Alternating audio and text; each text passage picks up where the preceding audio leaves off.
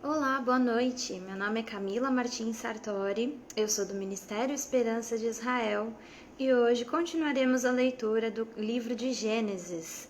Continuaremos com o nosso projeto da leitura dos 66 livros da Bíblia em um ano. Hoje nós leremos os capítulos 49 e 50, encerrando o livro de Gênesis e iniciando o livro de Êxodo com o capítulo 1. Vamos lá? Capítulo 49. Bênçãos proféticas de Jacó. Depois chamou Jacó a seus filhos e disse: Ajuntai-vos, e eu vos farei saber o que vos há de acontecer nos dias vindouros. Ajuntai-vos e ouvi, filhos de Jacó, ouvi a Israel, vosso pai. Ruben, tu és meu primogênito, minha força e as primícias do meu vigor. O mais excelente em altivez e o mais excelente em poder. Impetuoso como a água, não serás o mais excelente, porque subiste ao leito de teu pai e o profanaste, subiste à minha cama. Simeão e Levi são irmãos, as suas espadas são instrumentos de violência. No seu conselho não entre minha alma, com o seu agrupamento minha glória não se ajunte, porque no seu furor mataram homens e na sua vontade perversa já retaram touros. Maldito seja o seu furor, pois era forte, e a sua ira, pois era dura. Dividi-los-ei em Jacó e os espalharei em Israel.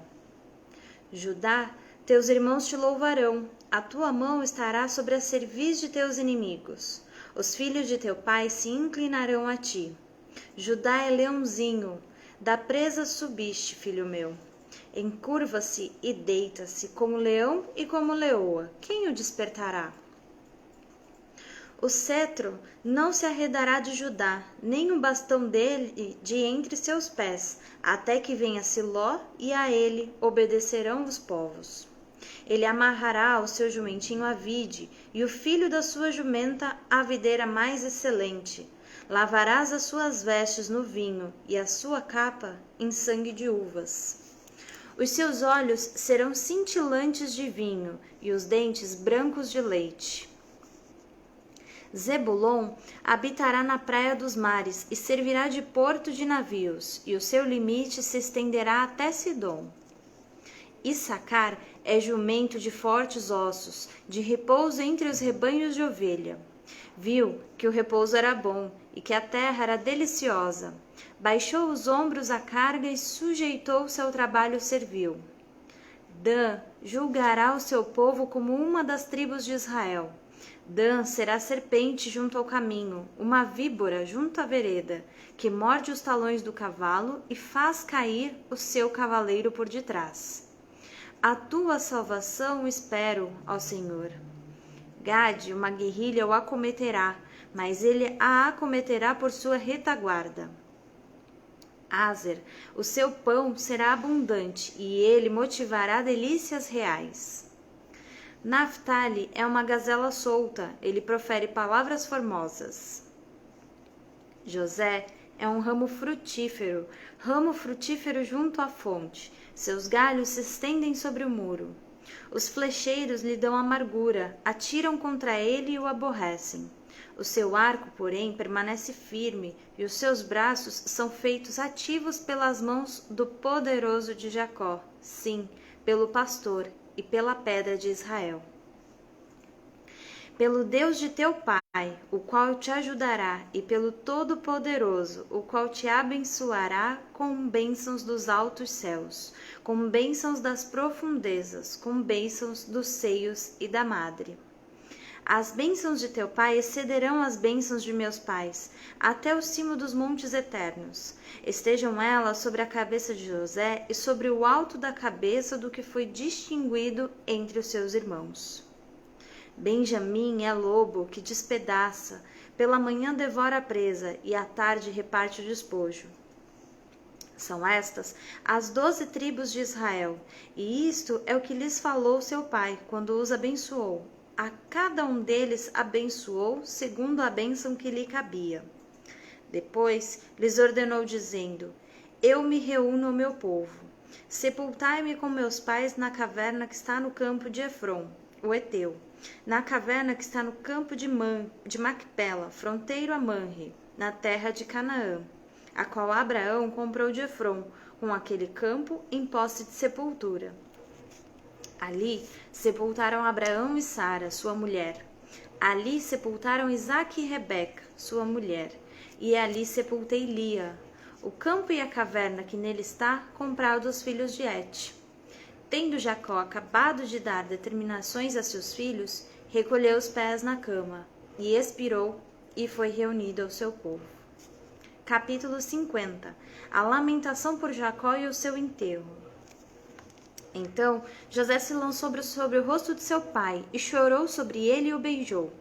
Ordenou José a seus servos, aos que eram médicos, que embalsamassem a seu pai, e os médicos embalsamaram a Israel, gastando nisso 40 dias, pois assim se cumprem os dias do embalsamamento, e os egípcios o choraram 70 dias. Passados os dias de o chorarem, falou José à casa de Faraó: Se agora achei mercê perante vós, rogo-vos que falei aos ouvidos de Faraó, dizendo: Meu pai me fez jurar, declarando: Eis que eu morro. No meu sepulcro que abri para mim na terra de Canaã, ali me sepultarás. Agora, pois, desejo subir e sepultar meu pai, depois voltarei. Respondeu Faraó: Sobe e sepulta o teu pai como ele te fez jurar. José subiu para sepultar o seu pai, e subiram com ele todos os oficiais de Faraó, os principais de sua casa, e todos os principais da terra do Egito, como também toda a casa de José, e seus irmãos e a casa de seu pai. Somente deixaram na terra de Gósen as crianças, e os rebanhos e o gado. E subiram também com ele tanto carros como cavaleiros, e o cortejo foi grandíssimo. Chegando eles, pois, à eira de Atade, que está além do Jordão, fizeram ali grande e imensa lamentação, e José pranteou seu pai durante 7 dias. Tendo visto os moradores da terra, os cananeus, o luto na eira de Atade, disseram: Grande pranto é este dos egípcios, e por isso se chamou aquele lugar de Abel-Misraim, que está além do Jordão. Fizeram-lhe seus filhos como lhes havia ordenado. Levaram-no para a terra de Canaã e o sepultaram na caverna do campo de Macpela, que Abraão comprara com o campo por posse de sepultura, a Efron, o Eteu, fronteiro a Manre. Depois disso, voltou José para o Egito, ele, seus irmãos e todos que com ele subiram a sepultar a seu pai. A magnanimidade de José para com seus irmãos. Vendo os irmãos de José que seu pai já era morto, disseram: É o caso de José nos perseguir e nos retribuir certamente o mal todo que lhe fizemos. Portanto, mandaram dizer a José: Teu pai ordenou, antes da sua morte, dizendo: Assim direis a José: Perdoa, pois, a transgressão de teus irmãos e o seu pecado, porque te fizeram mal. Agora, pois, te rogamos que perdoes a transgressão dos servos do Deus de teu pai. José chorou enquanto lhe falavam. Depois vieram também seus irmãos, prostraram-se diante dele e disseram: Eis-nos aqui por teus servos. Respondeu-lhes José: Não temais, acaso estou eu em lugar de Deus? Vós, na verdade, intentastes o mal contra mim, porém Deus o tornou em bem, para fazer como vedes agora, que se conserve muita gente em vida.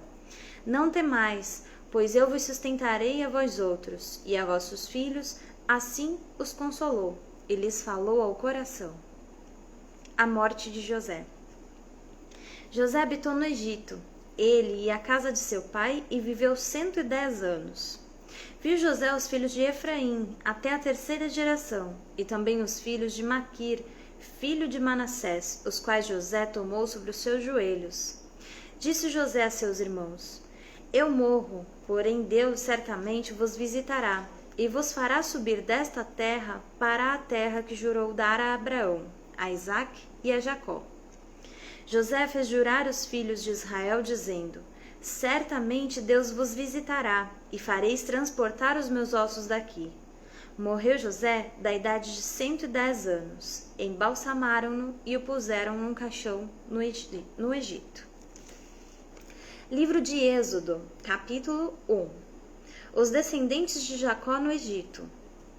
São estes os nomes dos filhos de Israel que entraram com Jacó no Egito. Cada um entrou com sua família: Ruben, Simeão, Levi e Judá, Issacar, Zebulon e Benjamim, Dan, Naftali, Gade e Azer.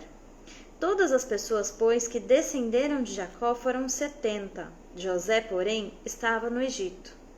Faleceu José e todos os seus irmãos, e toda aquela geração.